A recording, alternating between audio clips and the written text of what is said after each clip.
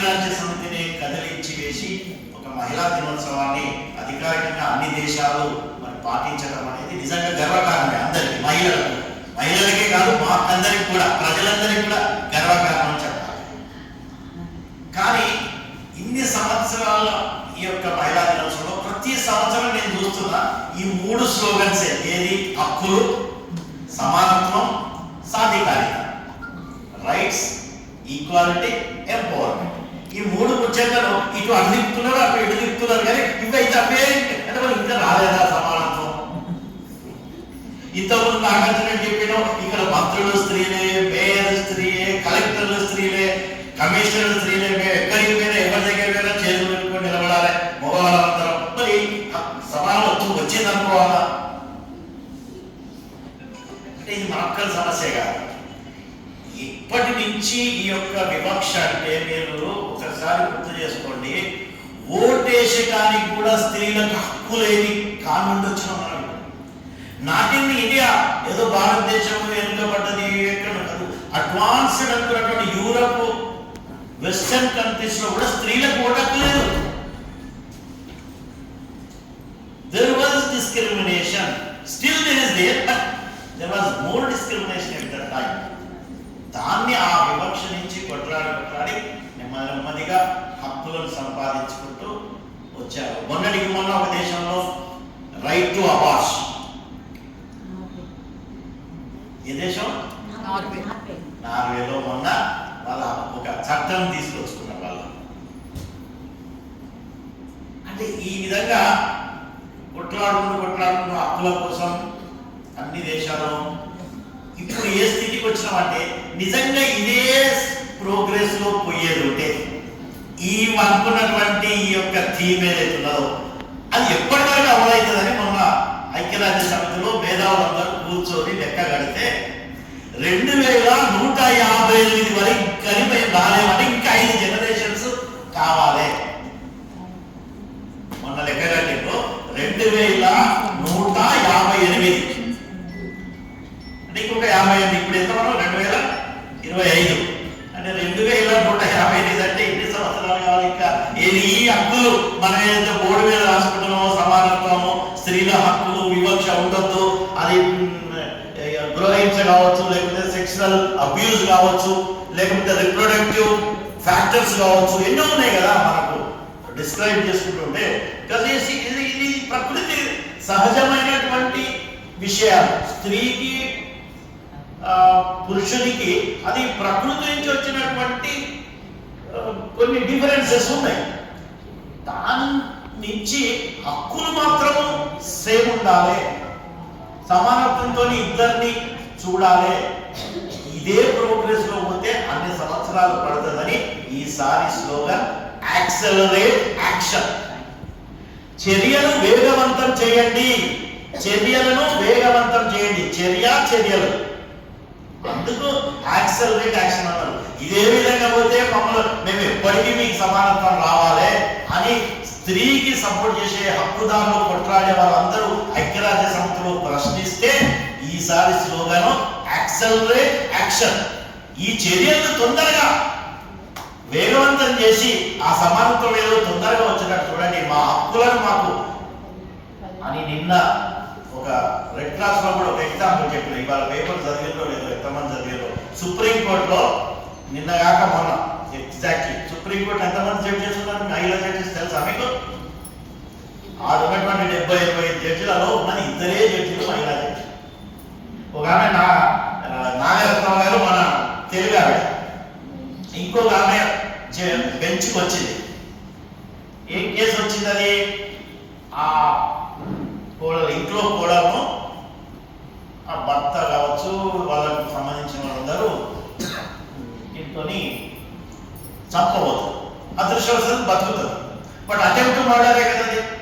ఆ కేసు కింద కింది కోర్టు ప్లస్ మధ్య కోర్టు, హైకోర్టు వరకు శిక్ష ఖరారు చేసి ఆ ఎవరైతే శిక్ష పడ్డదో అతను సుప్రీంకోర్టుకి వెళ్ళాడు.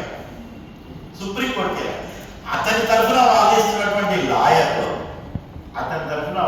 లాయర్, ఈ బెంచ్ ముందు ఏమంటాడు? We have got all sympathies to that lady. మాకు చాలా సానుభూతి ఉన్నది ఆ అమ్మాయి మీద, కానీ నా క్లయింట్ కాదు అని చెప్పకపోతే ఇమ్మీడియట్ గా జడ్జి గారు అంటే మాకు మీ సానుభూతి అక్కర్లేదు, we don't want sympathies towards that, we want hour rights, మా ఎంపవర్మెంట్, మా హక్కులు కావాలి, మా లాను అమలు చేయండి కరెక్ట్ గా అని జడ్జి గారు పైన వాదించింది.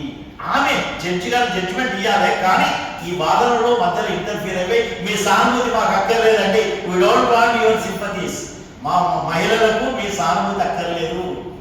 నిజంగా కింది 2 కోట్లు ఇచ్చిన దాన్ని అమలు చేయమని వచ్చాడు ఈ అమ్మాయి, మీరేమో ఈ విధంగా సానుభూతి అని చెప్తున్నారు. మాకు ఈ సానుభూతులు అంటే ఏంటంటే ప్రశ్నించాలే అనేది ఇక్కడ ఉన్నదండి. ఈ యాక్సలరేట్ యాక్షన్ అంటే you should ask the question, ప్రతి కాడ challenge the discrimination. So asking and challenges, ఈ రెండు ఇక్కడ ఉన్న accelerate action everywhere in every aspect, సమాజంలో కావచ్చు, ఇంట్లో కావచ్చు, లేకపోతే పాలసీ మేకింగ్ లో కావచ్చు, ప్రభుత్వ లెవెల్లో కావచ్చు, ప్రైవేట్ సెక్టర్ లో కావచ్చు, ఎక్కడైనా కూడా స్త్రీకి వివక్ష జరుగుతుందంటే we should question or at least support the supporters. ఇది అర్థమైందా? Support the supporters. ఎవరైతే స్త్రీ హక్కుల కోసం సపోర్ట్ చేస్తూ కొట్లాడుతున్నారో కనీసం వాళ్ళకి మద్దతు తెలపడ్డాయా, అప్పుడే ఈ యాక్సలరేట్ ది యాక్షన్ సార్థకమైంది. This is how the meaning, దాంట్లో ఉన్నటువంటి అర్థం ఏంటంటే అప్పుడే at the level of planning కావచ్చు, at the level of sanctioning the budget కావచ్చు, at the level of implementation కావచ్చు, ఏదైతే ఈ యొక్క ఉమెన్ ఎంపవర్మెంట్ కు ఏదైతే బిహైండ్ ది ఎంతో అవసరం కదా ఆర్థిక పరమైనటువంటి అంశాలు, అవన్నిటినీ త్వరితగతన పుట్టి పాలసీ ఏదో పేపర్ల మీద రాసు కాదు, రియాలిటీ మీద క్షేత్ర స్థాయిలో అవి అమలు జరిగినప్పుడే మనం అనుకున్నటువంటి ఎంపవర్మెంట్ లాస్ట్ స్టేజ్ ఏదో వాళ్ళకు వాళ్ళు తమ కాళ్ళ మీద ఏమైంది. మనం we are not talking about only elite people, ఏదో డాక్టర్లుగా మనం మంచిగా ఉండొచ్చు, లేకపోతే టెక్నోక్రాట్స్ గా మంచిగా ఉండొచ్చు, మేయర్ గారు మంచి పొజిషన్ లో ఉండొచ్చు, మన గురించి కాదు ఇవన్నీ. ఎంతో మంది బడుగు బలహీన వర్గాలు కావచ్చు, లేకపోతే స్త్రీలు గ్రామీణ ప్రాంతాలలో ఎన్నో గృహింక్షలకు ప్లస్ తమ కాళ్ళ తమ నిలబడకుండా ఎంతో వివక్షకు గురైతున్న వాళ్ళందరూ కూడా స్త్రీలే. వాళ్ళందరి కోసం ఈ హక్కుల కోసం కొట్లాడితే అది గుర్తు చేసుకోవాలని తెలియస్తూ ఎంతో మంది, ఇక నేను దానికి పోదలుచుకోలేదు, చాలా ఉన్నది స్త్రీల యొక్క చరిత్ర, అది ఎన్నో రకాలుగా. ఎందుకంటే మనకు వేదాలలో ఉపనిషత్తులలో స్త్రీకి మంచి పాత్ర ఇచ్చారు. మన దేశానికి వస్తాము, మన భారతదేశంలో పొద్దున కూడా చెప్పాను, స్త్రీకి మంచి పొజిషన్ ఇవ్వటం. ఎందుకో మధ్యలో ఈ వివక్ష ఇవన్నీ మధ్యలో వచ్చినటువంటి ఇవి పుట్టినప్పటి నుంచి అలాగే ప్రకృతి మొదలైనప్పటి నుంచి కాదు. ఇది మన పురాణాలలో కానీ ఎక్కడ కూడా వివక్ష కావట్లేదు. ఋషిమునులు, స్త్రీమూర్తులు ఎంతో మంది మనకు తెలుసు. ఘోష గారు, లోపముద్ర గారు, అహల్య గారు, ఎంతో మందికి ఎంత ఫాలో అవుతున్నది. ప్రతి దగ్గర స్త్రీకి విలువించిన. పొద్దున నేను ఒక ఎగ్జాంపుల్ చెప్పాను. హోమం జరిగేటప్పుడు ఇంకో హోమం చేస్తాం కదా, అగ్నికి నెయ్యి పోస్తా ఉంటాం. ప్రతిదీ మన కోరికలు కోరుకుంటాం కదా, నేను ఇన్నేళ్ళు చేసిన పాపాలన్నీ పోవాలి స్వాహ అని ఏమవుతాడు, ఏమో కోరుకుంటాడు. నాకు కోరుకున్నది ఎమ్మెల్యే కావాలని, నేను ఎమ్మెల్యే కావాలని హోమం చేసి నెయ్యి వేసుకొని స్వాహ అంట. ఈ స్వాహ ఎవరు?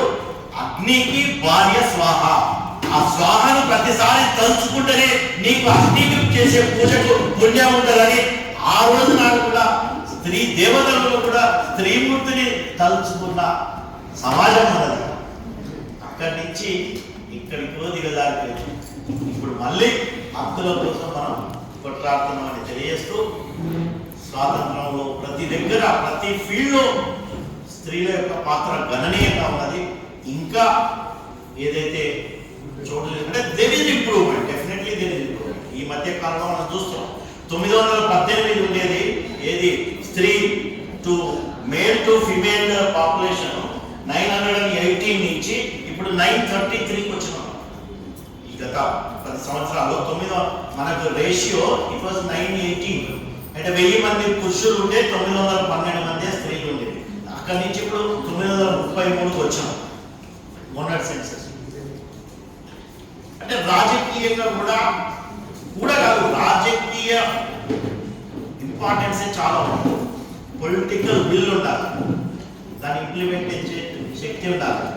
అయితేనే స్త్రీలకు నిజమైనటువంటి జస్టిస్ జరుగుతుందని నేను కోరుతూ ఈరోజు ఇండియన్ మెడికల్ అసోసియేషన్ 2 మాటలు మాట్లాడే ఒక అవకాశం ఇచ్చినందుకు మీకు మరొకసారి కృతజ్ఞత చేస్తూ, మరొకసారి ఎందుకంటే చాలా విషయాలు ఉన్నాయి, మనకు స్ట్రెంత్ కూడా ఎక్కువ లేదు కాబట్టి మళ్ళా సన్మాన గ్రహీతలు కూడా తొందరగా వీళ్ళు ఎప్పుడు సన్మానం చేస్తే మనం ఎప్పుడు పోవాలని ఆలోచిస్తున్నారు. కాబట్టి అయితే చాలా హిస్టరీ ఉంది. స్వాతంత్ర ఉద్యమంలో పనిచేసినప్పుడు అక్కడ ఎందుకు మన కళ్ళ ముందు మనం ఎంత పవర్ఫుల్ లేడీస్ ఇందిరాగాంధీ గారు ఎంత పవర్ఫుల్ లేడీ. ఇందిరాగాంధీ గారు సచ్ ఏ పవర్ఫుల్ లేడీ.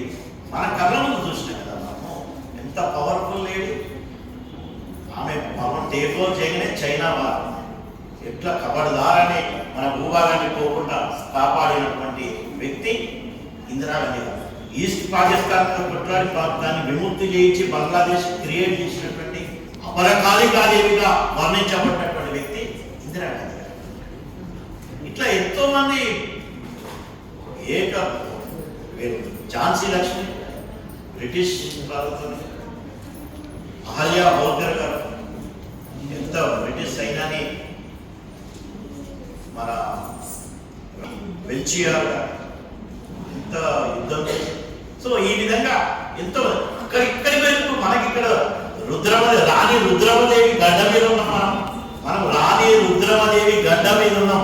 మనకు ఆ బొచ్చ మీద సర్కిల్లో ఆ బొమ్మ చూస్తేనే రోమాలు లెక్క ఉంటుంది. రాణి రుద్రమ గారి భవిష్యం చెప్పలేదు, సినిమా కూడా వచ్చింది. కాబట్టి ఈ విధంగా ఎందుకో మనం ఈ ఒక్క రోజన్నా కనీసం ఈ యూత్ ఏది రోజు ఇవన్నీ చూసుకుంటూ మొబైల్స్ లో ఇటువంటి inspirational stories of the women fighters, స్త్రీ హక్కుల కోసం కావచ్చు, సమాజం కోసం, ఒక్క స్త్రీ హక్కులకి సమాజం కోసమే వాళ్ళు తమ జీవితాన్ని అర్పించినటువంటి మహిళా మనులు ఎంతో మంది వాళ్ళను స్ఫూర్తిగా తీసుకునేది ఉంటే మనము ముందుకు అడిగేస్తామని తెలియజేస్తూ ఈ అవకాశం ఇచ్చినటువంటి ఐఎంఏ ఆఫీసర్స్కు ధన్యవాదాలు తెలుస్తూ మరొకసారి మహిళా దినోత్సవ శుభాకాంక్షలు.